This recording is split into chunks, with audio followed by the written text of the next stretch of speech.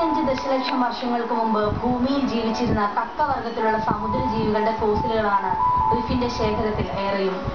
15കാരനായ റിഫിന് വെറും ഒരു ഹോബിയല്ല ഇത്. ഫോസിലുകൾ ശേഖരിക്കുന്നത് മുതൽ അവയെക്കുറിച്ച് ആധികാരികമായി പഠിക്കുന്നത് വരെയുള്ള റിഫിന്റെ ഓരോ ചുവടും പാലിയന്റോളജി എന്ന ശാസ്ത്രശാഖയ്ക്ക് തന്നെ മുതൽക്കൂട്ടാവുകയാണ്. തമിഴ്നാട്ടിലെ ട്രിച്ചിക്കടുത്തുള്ള ഡാൽമിയാപുരം, അരിയല്ലൂർ, കൊളക്കത്താനം തുടങ്ങിയവിടങ്ങൾ കേന്ദ്രീകരിച്ചാണ് പര്യവേഷണങ്ങൾ. റിഫിന്റെ കണ്ടെത്തലുകൾക്ക് ജിയോളജിക്കൽ സർവേ ഓഫ് ഇന്ത്യയുടെ പിന്തുണയുണ്ട്. എന്റെ മിക്ക യാത്രകളിൽ ഞാൻ സക്സസ് കണ്ടെത്തിയിട്ടുണ്ട്. ചിലതിൽ മാത്രം വെതർ കണ്ടീഷൻസ് നമുക്ക് അനുകൂലമല്ലാത്തതുകൊണ്ട് അത് ചിലപ്പോൾ പരാജയപ്പെടാറുണ്ട് ചില യാത്രകളിൽ. പിന്നെ ഇപ്പോൾ എനിക്ക് ഇൻട്രസ്റ്റ് ഉള്ള ഫീൽഡ് ആയത് കാരണം ഒരു ക്ഷീണം തോന്നാറില്ല.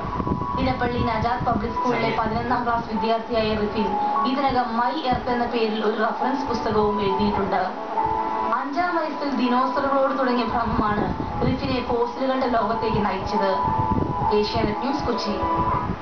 ഈ റിപ്പോർട്ടിനിടയിൽ ചെറിയ സാങ്കേതിക പ്രശ്നങ്ങളുണ്ടായതിൽ ഖേദിക്കുന്നു. ചാമ്പ്യൻസ് ലീഗ് 2020 ഫൈനലിൽ